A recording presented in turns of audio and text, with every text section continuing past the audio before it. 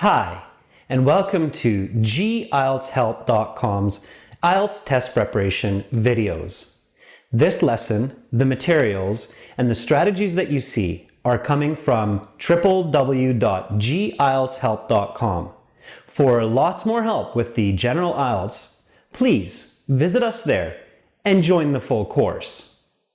This lesson is going to be about the strategies and skills that you can learn and use for the true, false, not given questions of the IELTS reading section. Over the past few months, many of our clients and our viewers have asked us to put together a video that focuses specifically on this question because many students have difficulty getting the scores that they want for these true, false, not given, or also known as yes, no, not given types of questions. The yes, no, not given and the true, false, not given questions are basically the same types of questions, and the same kind of strategies and skills will apply. So this lesson will focus on just this type of question, and the reading example and the material that we will use is of course coming from our website. So to find these types of reading passages and exercises, again, just visit us there, join the full course, or check out our practice tests and so on. All right, so this is true, false, not given, or yes, no, not given strategies.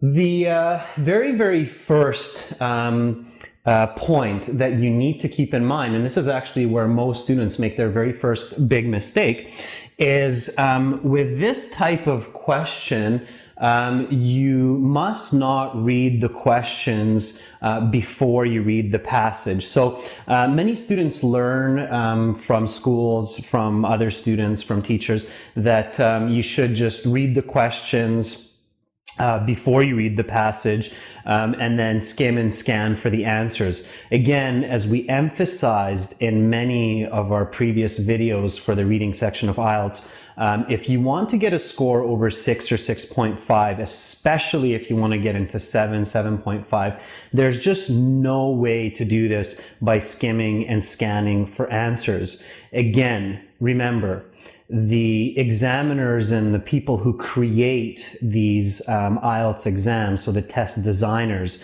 they make the test so that it's basically impossible or close to impossible to get a really good score by just skimming and scanning. If you've heard of somebody getting a high score this way, it's most likely just luck. And of course, you can't be going into the IELTS exam hoping for luck to be on your side. You need to have the right skills. So again, remember, skimming and scanning for the reading section does not work if you want to get scores over 6. If you want to get a score of 5 or less, yeah, it might be okay, but we do not suggest this type of strategy. As we explained in some of the previous lessons, there are some types of questions that you can look at before reading the passage, and there are some types of questions that you must not look at before you read the passage. The easiest way to understand this is it's okay to read questions where all of the information is somewhere in the passage. So it's basically paraphrased in the passage, but all of it is there. A good example of this is complete the summary. So complete the summary question, all of the information in the summary, except the blanks, of course, are somewhere in the passage. So that type of question is okay to quickly read or scan before you read the passage. However, and this is where it's really important for these true, false, not given questions, any type of question in the reading section that contains information which is not in the passage, you should never read this type of question before you read the passage. The simple argument here is logic. If you read a question with false information or not given information, as is very true in this example here, then it will confuse you. And when you actually try to answer the question, then your mind will not be able to distinguish or separate whether the information was actually in the passage or if it's something that you're remembering from skimming or scanning the question before you read the passage. So again, the number one and most important step here with these true, false, not given questions when you're practicing at home or during the exam is do not read these before you read the passage. So do not read before the passage because it will be confusing. Okay, so make sure that you wait to look at the question until you've finished reading the passage. It will be much more logical and much more likely that you will get a good score when you do it this way. All right. The second strategy that we're going to look at is using logic for answering these questions. So you shouldn't be scanning and skimming for the answers for these yes, no, not given questions for the most part. So let's say you have 5 or 6 yes, no, not given questions. You should be able to answer 3 or 4 of these questions from the 6 without having to look at the passage. If you're looking at the passage for each question or each statement to see if it's true or false or not given, number one, you're using way too much time. And number two, you will likely become very frustrated and you probably won't be answering some of them correctly. So again, you should be using other techniques to answer these questions. You shouldn't be searching for each answer, okay? So use logic to help answer these questions. So again, we will look at this in a little bit more detail later on in the lesson, but for now, just remember that you will need to use some logic. Okay, number 3 is use visualization and paraphrasing. So as I've mentioned in previous lessons, visualizing information that you read is a very important part of good reading comprehension and doing well on the IELTS reading section. And of course, paraphrasing is a key way to do well on the exam, and it's the key tool that the test makers use to assess your level of English in all sections of the IELTS, and of course it's true here. So you're going to see that a lot of the true, false, not given questions are paraphrases. It's very rare that they actually state the question or the statement close to or the same as what you see in the text. So most of the answers that you're going to see will be some form of a paraphrase. So again, that will be very important. All right, so before we go into more details and before we look at the questions, again, as very importantly for point number 1 here, the first step is to actually look at the passage and read the passage, and only after look at the questions. So let's take a look at the reading passage now that we're going to use as the example, which is seismic shifts, silent drifts, again coming from our website at www.aehelp.com. So let's go ahead and read this passage, and then we'll look at the true, false, not given questions and apply some of these strategies in more detail. Continental drift and plate tectonics. When looking at a map of the world, it is natural to notice that Africa and South America seem to be able to fit together, as if they are two parts of a former whole. It was this insight which led Flemish cartographer Abraham Ortelius in 1596 to put forward for the first time the idea that at one period the continents were in different places than they are today. It would take over 300 years for the theory to be fully developed, and 50 years after that for the mechanism of the phenomena to be discovered. It was not until 1915 that German geologist Alfred Wegener proposed the Continental Drift theory, which states that the Earth's crust is made up of many sections that float slowly over the molten mantle and core of the Earth. Wegener argued that in the past the continents were all stuck together. He called this supercontinent Pangaea, which is Greek for all Earth.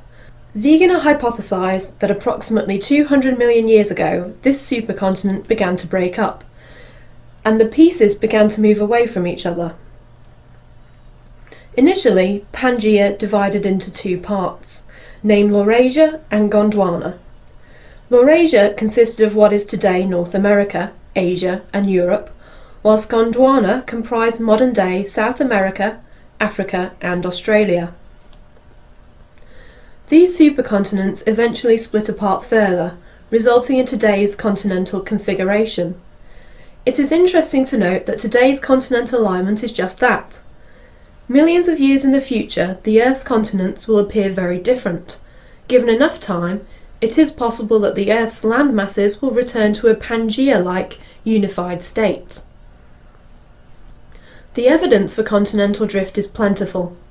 The most common evidence is the discovery of the same type of dinosaurs in extremely different locations.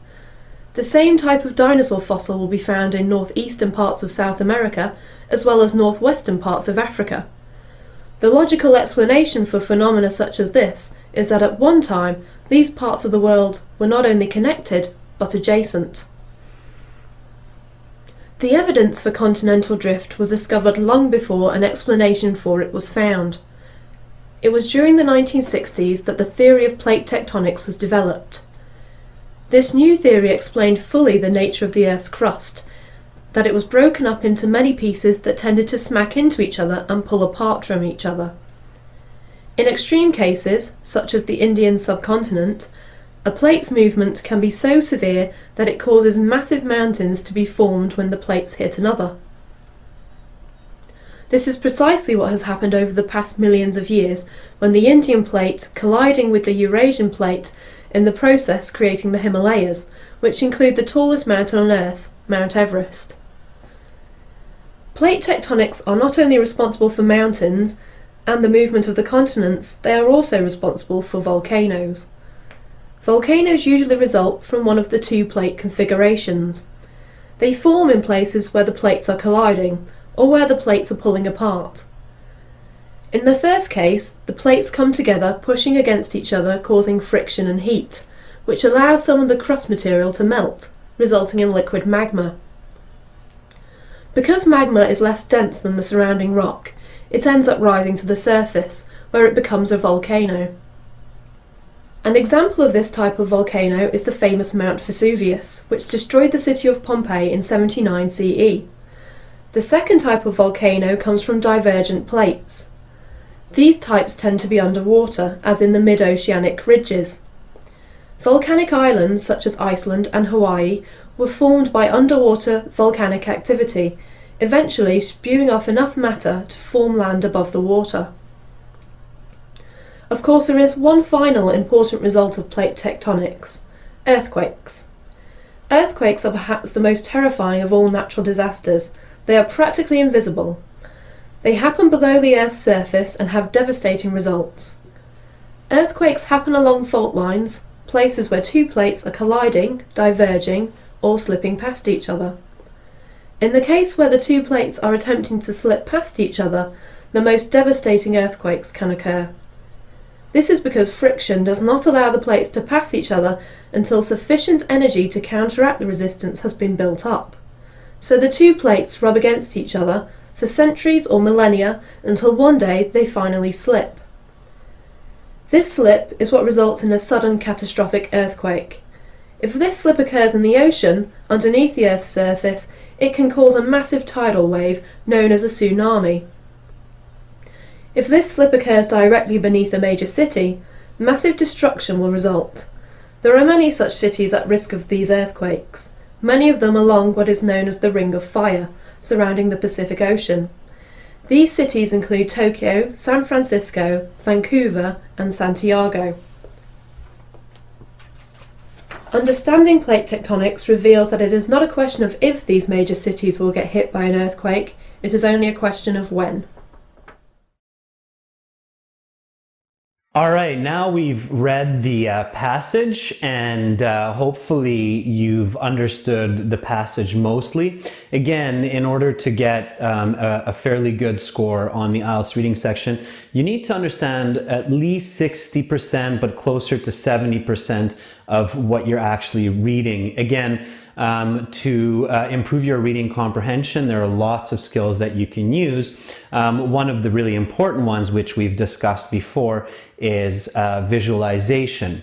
And this passage in particular, as are some of the passages in the IELTS, is a very visual passage. So this passage was about seismic activity and continental drift theory, which basically means the way that the continents like North America, Asia, Africa, South America, Antarctica, and so on, the way that they move around on the surface of our planet over millions and millions of years. So hopefully, as you read this passage, you took some time, maybe even closed your eyes, to try to visualize and see the information that you are reading in your mind's eye. This is going to help you to answer these true, false, not given questions. And of course, it's going to help you with other questions as well. So the first strategy for true, false, not given questions is use of logic. So what I mean here is if you use logical, critical thinking well, then you should be able to solve a lot of these true, false, not given questions quickly and easily. And I'll show you an example of that.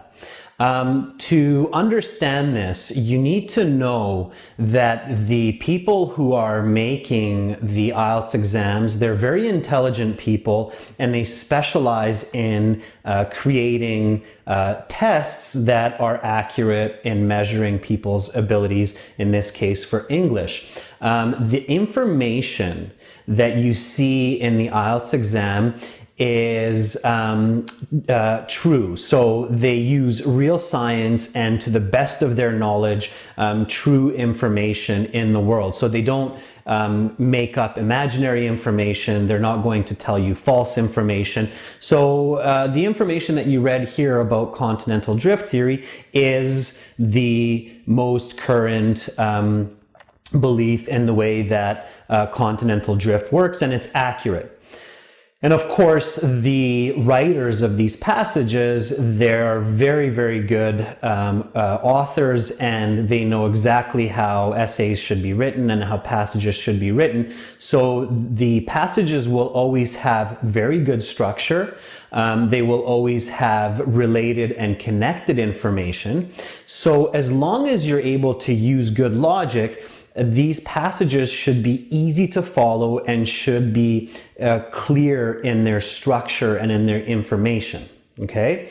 Also, the information that's used for passages tends to be general information to the world. So the IELTS people know that these exams are taken in many, many countries around the world.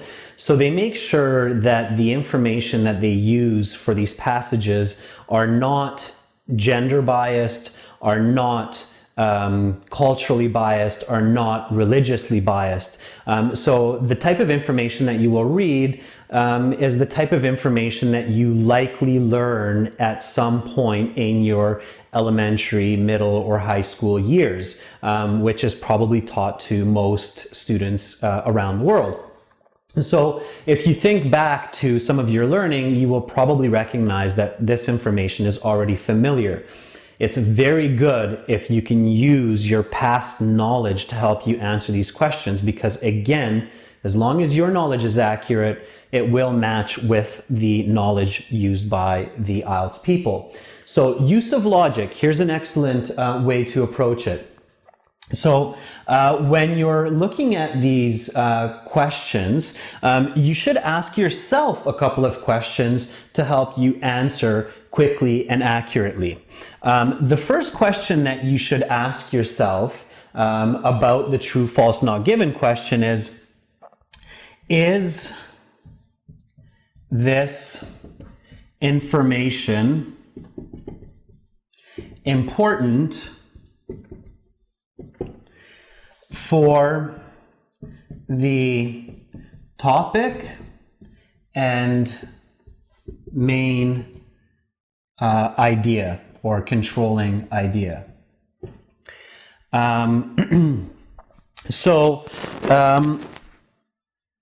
This question is important here because if the statement of the true, false, not given is not important for the topic or not important for the controlling idea, it doesn't matter if it's true, it doesn't matter if it's false, it's going to be not given. It's very unlikely that an author will include information that's not connected to the topic or the controlling idea of the passage. In our example, if the true or false not given question is not connected to this idea of seismic activity and continental drift theory, then it's probably not included. Again, remember, a passage is about 600-700 words long, so it's not a lot of information. So the author will only include explanations and ideas and details that are strongly and closely connected to the main topic and the controlling idea. So if you do not think that it's important for the controlling idea and the topic, simply answer not given, because probably the author didn't think it was important either, and they didn't include it in the text. So you don't want to search for this, because you will not find it. You will read the whole passage over again to realize that it's not given. It's way too much time. So again, ask yourself, is this information important for the topic and the main idea? If it's not important for the topic, then the answer will likely be not given. So if your answer is no as it's not important, then the likely answer will be not given in most cases, okay? So don't keep thinking about it, don't scan the whole passage again, just simply say, okay, I don't think this statement has anything to do with this topic or main idea, or it's way too small of a detail, or it's a strange example, then it's going to be not given. Now, if the answer is yes, so yes, this statement or this question is important for the topic. So you read the statement, you read the question, and it's important for the topic, then the answer will be either true or false, or of course yes or no. So if you read the statement and you think, okay, this is going to be something that's kind of important for this topic, then definitely the author thinks it's important for the topic, and it's likely something that they discuss. So in this case, it's going to be true or false. So if your answer is yes, this information is important for the topic, then you need to ask yourself a second question. The second question is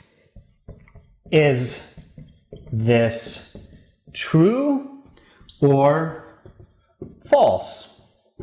So ask yourself, and this is of course where your logic should come into play. So if you're familiar with the information, if you remember learning it before, and these usually aren't too difficult types of questions, then you need to ask yourself, okay, it's important for the topic, so I answered yes, so is it true or false? If you realize it's true, then the answer will likely be true. If you think it's false, then of course the answer will be false. So then you just need to answer true or false. So answer is going to be true or false. Now, if your answer for the first question is yes, the information is important for this topic and controlling idea, and for your second question, is this true or false, your answer is I don't know. I don't know if it's true or false. That's when you might need to skim or scan or try to find that answer, okay? So only in that situation, spend the extra time to look at some of the keywords and to search for those keywords or their synonyms or antonym negatives in the passage. Otherwise, believe in yourself, answer which one you think, and then move on. All right, let's have a look at some of the questions from the passage that we just read, and then we can apply this strategy and you can see how this works well. So question number 20. It took over 350 years for the theory and mechanism of continental drift to be fully developed. All right, so in this question, we're going to ask, number one, is it important for us to know when the theory of continental drift began? The answer here should be yes. And the reason it should be yes is because when we're talking about a scientific theory, who, when, and where the theory was discovered or where somebody came up with it, that's definitely a main part of the idea of this information. So it's definitely going to be very, very important. Now, is it true or is it false then that this theory took over 350 years to develop? Well, I don't remember this perfectly, but I do remember that somewhere in the beginning of the passage, I saw that the theory of continental drift was discovered by someone a long, long time ago, a Dutch cartographer. I pictured this map maker who was wearing very, very old-fashioned clothes, and he was already thinking of this theory. So I can kind of go back and look for this, and sure enough, in the first paragraph, I can see that it says, it would take over 300 years for the theory to be fully developed, and 50 years after that for the mechanism of the phenomenon to be discovered. So here, notice it's a little bit tricky. It says 300 years and then another 50 years. So in this question, I even need to use a little bit of simple math and add together the 300 and 300 and the 50, and I get 350. So indeed, the answer for number 20 here is true. It took over 350 years for the theory and mechanism of continental drift to be fully developed. So again, I use this technique. I pay attention to the tricky nature of the question. Sometimes you need to do this little bit of math when they're using years or numbers. And then I can get the correct answer. Okay, let's have a look at the second one. 21.